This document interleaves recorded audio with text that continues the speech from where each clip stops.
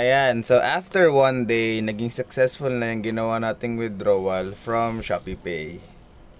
What is up you guys? It's Lance again on your screen and welcome back to another video. Since marami nagtatanong kung paano mawi-withdraw o makakash out yung pera from ShopeePay wallet, especially dun sa mga buyer na mayroong successful refund transaction na hindi alam yung gagawin doon sa na-refund nila. And kagaya nung mga pinakita ko sa inyo from my past videos. Ngayong araw, I will be teaching you how you can withdraw your money from ShopeePay and also other different and alternative ways kung paano ninyo magagamit o mailalabas yung pera from ShopeePay.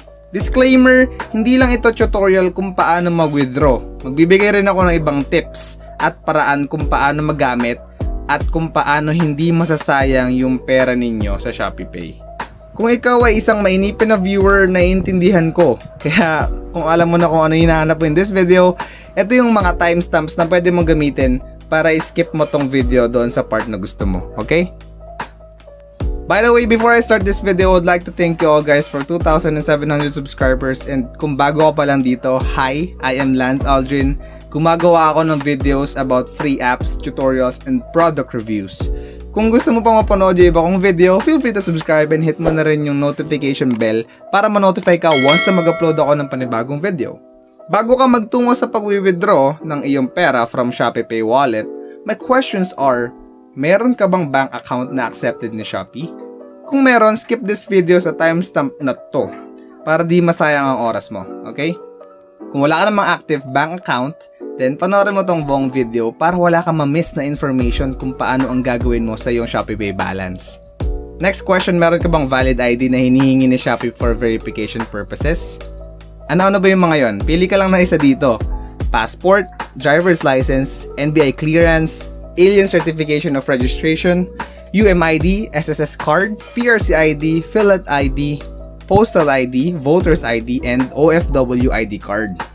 Kung wala ka kahit isa sa mga yan, probably wala kang valid ID for ShopeePay wallet. Pero may iba pang paraan, okay? Lance, GCash naman yung ginamit ko para mag-top up o mag-deposit ng pera sa ShopeePay. GCash naman yung ginamit ko pambayad ng order ko. Nag-COD naman ako sa order ko, bakit naman hindi kasama sa withdrawal or cash out method yung GCash? Para mas madali sana. Unfortunately, Shopee will not allow you to withdraw your money from ShopeePay using your GCash or PayMaya account or anumang account yan, since ang method lang nila for withdrawal ay through bank transfer. Pero may ibang paraan, okay? Stay ka lang dyan. So kung wala ka pang bank account, you can use or you can ask your mother, father, tito, tita, lolo, lola kung sino ba sa kanila ang merong active bank account. And pwede mo namang gamitin yon para makapag-withdraw ka. Okay? Kung wala kang valid ID, hindi ka makakapag-withdraw o makakapag-transfer ng pera from ShopeePay to another ShopeePay user or bank account kasi hindi mo siya ma-verify. Pero may ibang paraan. Dito na papasok yung mga tips natin. Okay? Tip number 1, pag meron kang bank account, for sure meron ka ring valid ID, diba? Di ka na makakapag-open ng bank account kung wala kang valid ID. Kaya skip mo na tong video na to sa part na to, okay? Ito rin pala yung list na accepted banks ni Shopee. Tip number 2, pag ikaw ay minor pa at walang valid ID o bank account, parents or guardians should submit all documents required for minors ages 7 to 17 years old. Pero huwag ka mag-alala sa mga requirements na kailangan mo i-submit kung ikaw ay minor. Ang kailangan lang ni Shopee na makita ay parental consent form signed by a parent or guardian. Ito yung form. Ilalagay ko rin yung link nito sa description box para ma-download ninyo. So kailangan nyo lang i-fill out tong form na to. Lagay nyo lang yung date kung kailan kayo nag-fill out. Then your full name, your Shopee username, your date of birth na magre-reflect sa birth certificate ninyo, and yung information ng parents or legal guardian ninyo. Ganyan lang din yung full name nila, valid ID na sinubmit nila, and ID number na sinubmit nila. Okay? Lagyan nyo na rin yung contact number nila and kailangan din ng signature nila over printed name dito sa baba. Okay, pagkatapos nyo mag-fill out ng ShopeePay minor consent form, kailangan nyo na i-ready yung birth certificate ninyo para i-scan or picturean para ma-send sa help center at piliin nyo lang yung concern nyo about ShopeePay verification. Okay?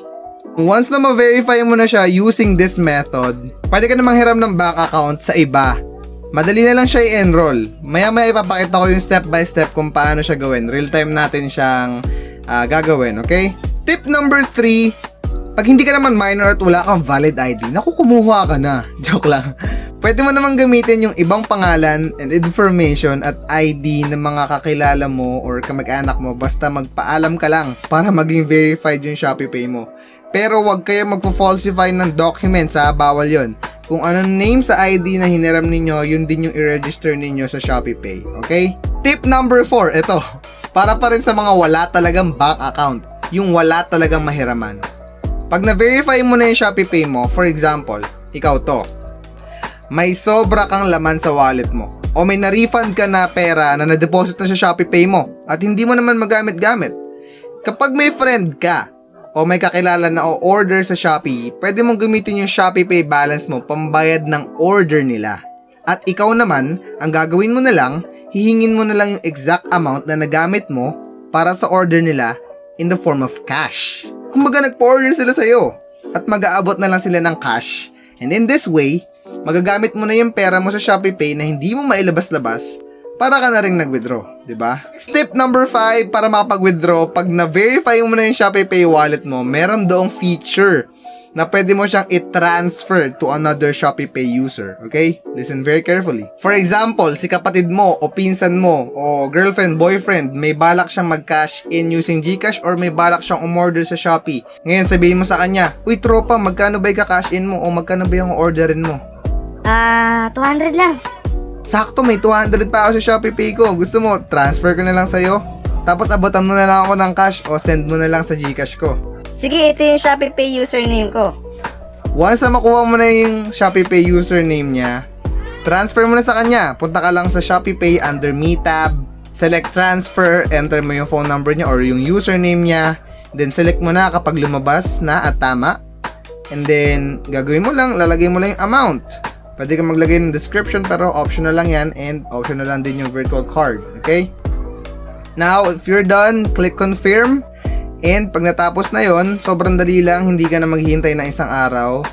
Sa isang iglap, matatransfer na yung pera to another user. Pwede mo itong ma-check under chats. Pwede kang pumunta sa chats para makita mo kung na-transfer na ba talaga sa kanya. And pwede mo rin naman i-check yung balance mo sa ShopeePay. Tip number 6, kung wala pa rin gumana sa'yo sa mga nasabi ko na, ang gagawin mo, maghintay na maisipan mong umorder ulit. Kasi magagamit mo pa rin yan, pambayad ng order mo sa Shopee. And imposible na hindi ka na order ulit. Ngayon pa bang pandemic na nasa bahay lang tayo lagi at hindi pwedeng lumabas? Para magamit mo yan. At kung first time mo rin gumamit ng ShopeePay, upon checkout, meron doong papapiliin ka ng payment method and pipiliin mo si ShopeePay wallet, okay? Para mabawasan mo o maubos mo na yung laman ng ShopeePay mo. Ganun lang. Last part ng video na to is a step-by-step tutorial kung paano mag-withdraw using your bank account, okay? Pumunta ulit sa ShopeePay under Me tab. Select Withdrawal. Ngayon, kakailanganin mo dito ng registered bank account o yung legit na bank account talaga, okay? Under dun sa mga accepted bank accounts ni Shopee. So, fill out nyo lang to. Enter your name, your account number, and bank name. Once matapos nyo tong procedure na to, magte-text sa inyo si Shopee for confirmation na nag-link na kayo ng bank account sa ShopeePay wallet ninyo. Ngayon, ang gagawin nyo na lang, i-restart nyo lang yung ShopeePay app at i-refresh para mag-reflect na sa ShopeePay yung kinonect nyo na bank account. Okay? So, restart, then balik sa ShopeePay. Babalik tayo ngayon sa Shopee. And under ShopeePay ulit, click nyo lang yung ShopeePay wallet nyo and then withdrawal. So ayan, iba na yung lumalabas. Nakalagay dito, withdraw from ShopeePay to, please select a bank account. Select nyo lang yung nilink nyo na bank account kanina. So yung sa akin is Union Bank of the Philippines. And then, after nun, lagay nyo lang yung withdrawal amount kung magkano yung gusto nyong i-withdraw papunta sa inyo bank account. Kahit magkano pa yan, kahit 100 lang or 200, pwede nyo isagad. And yung admin fee is free.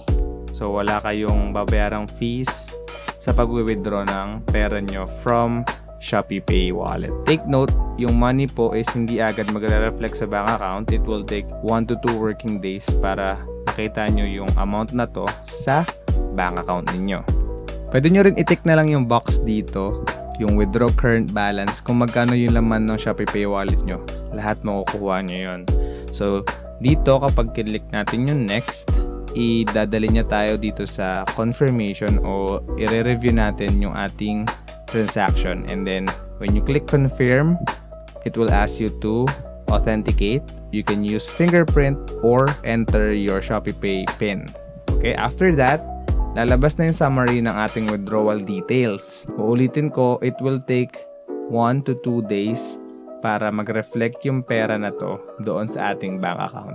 Pwede nyo rin siyang i-check time to time dito sa ShopeePay wallet ninyo.